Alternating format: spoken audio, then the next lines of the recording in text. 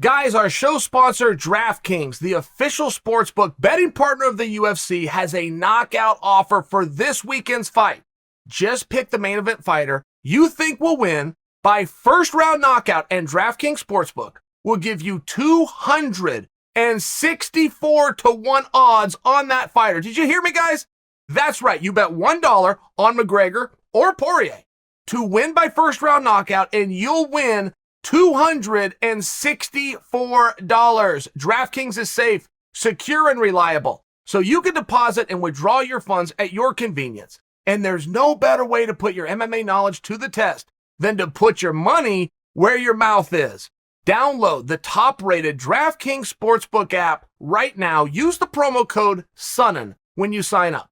That's code SONNEN when you sign up to turn $1 into $264 only at DraftKings Sportsbook.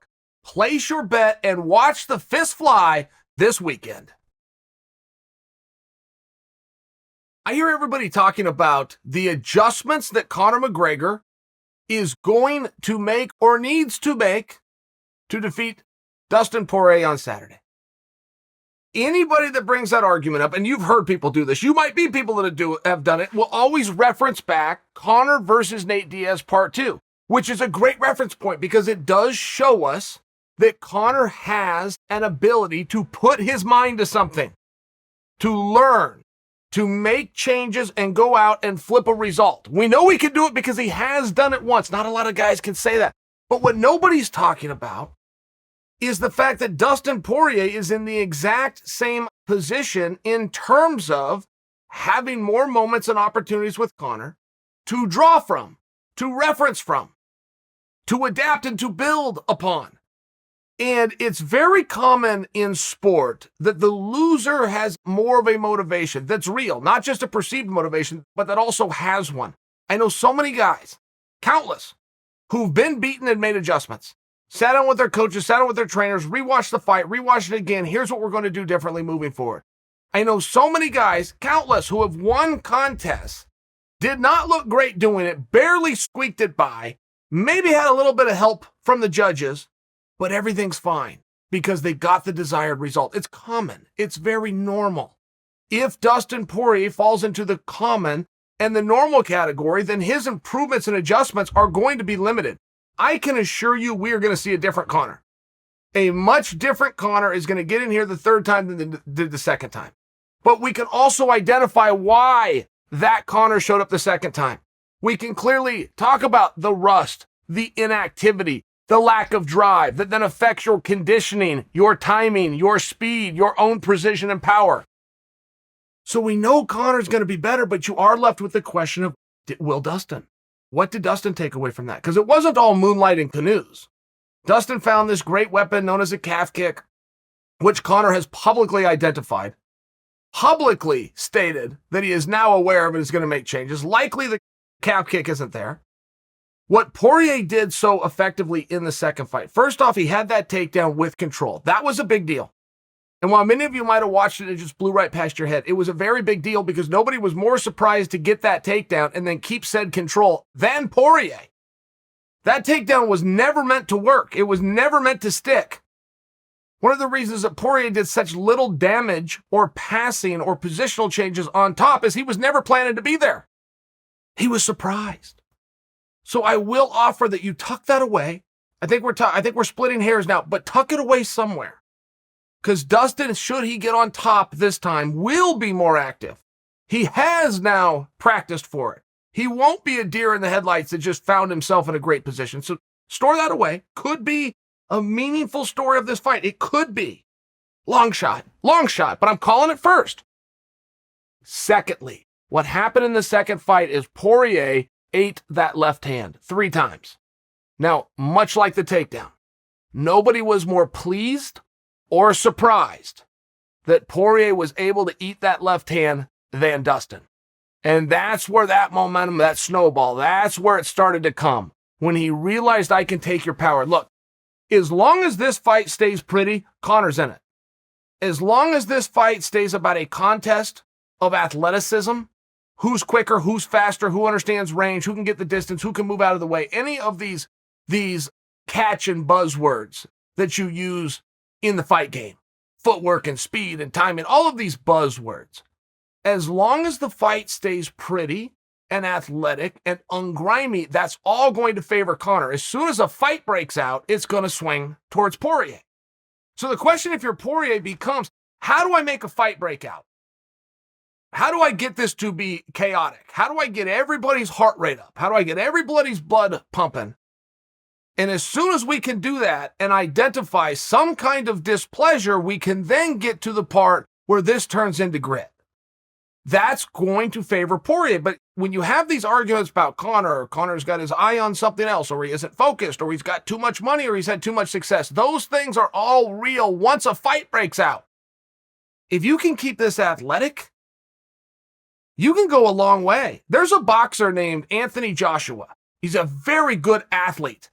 And if he can keep those fights from being a fight, he can keep grit out of it. He can keep toughness out of it. He can look very beautiful as he picks somebody apart. And there's no insult here for you Anthony Joshua fans that I always have to hear from in the comment section. There's no insult. But you have very good athletes, and then you have fighters. Very rarely do you have a fighter who's a really good athlete and vice versa. You only need one.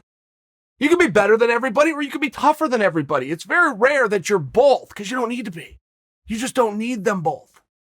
So I bring that to you because as it gets grimy, as it gets gritty, this is where Poirier gets going. And I think that's where Conor starts to lessen. And as tough as Conor is, he's very tough. Now, I'm not questioning Conor's toughness. I'm comparing his toughness to that of his opponent, right? I'm not questioning that Poirier is very good, very skilled, very fast, good precision. I'm comparing his skills and his precision to his opponents, right? And in this case, you do have a difference. And if Conor can keep this pretty, keep this on the outside, keep this grimy, when he gets to that clinch, do a little bit of damage, keep his back off the fence, reset in the middle, and he can rinse and repeat that for 25 minutes. There is many, many ways. I'm picking Poirier. I'm predicting Poirier. There is a number of ways Conor McGregor can win this fight. A number of them.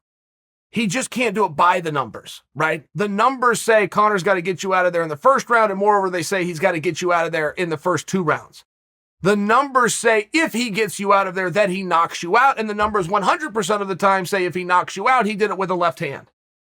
So it's one of those things where you can start to identify if you're going to hedge a bet or if you're handicapping this thing, you can start to look at some very quantifiable and verifiable numbers.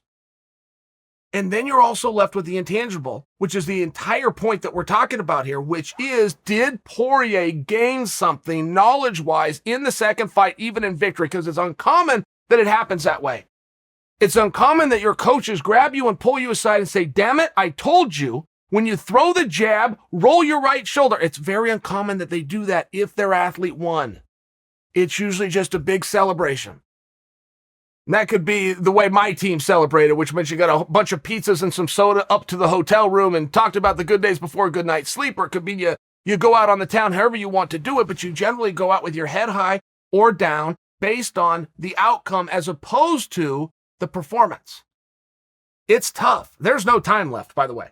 There is no time left. If Dustin and his team see this and go, my goodness, Chael is right. Why did we not learn from the second one? You're out of time. But Dustin Poirier, who's a proven winner, proven, very intelligent fighter, I believe is going to default into the more rare category of somebody who did use that as a learning experience, who somebody is motivated, somebody who gained a level of confidence. And you can have confidence turn into stupidity in the fight game really fast. Really, really fast. One of the finer examples would be Luke Rockhold versus Michael Bisping Part 2. Luke was so good and had separated himself. He had separated himself from the pack that he began to do things that he would not normally do. I mean, he was fighting with his hands down by example. He was taunting, he was walking in, he was fearless, right? None of those things got Luke to the championship. I don't say this to tease Luke. I use it as an example that I know you guys would be able to remember, where somebody can get so much confidence, they change. I don't think we're going to see that with Poirier. I believe he's still hungry. I've seen his training footage. I think he looks fantastic. I've seen very little on Conor because it's all been done in a closed door, but that closed door was in Dubai, a country of which Conor does not live and which, by the way, sucks at MMA. So I have the foggiest idea what went on in this training camp or why the location was over there. Was this good or bad? I have my own opinion. The proof is going to be Saturday night. I'm sticking with Poirier.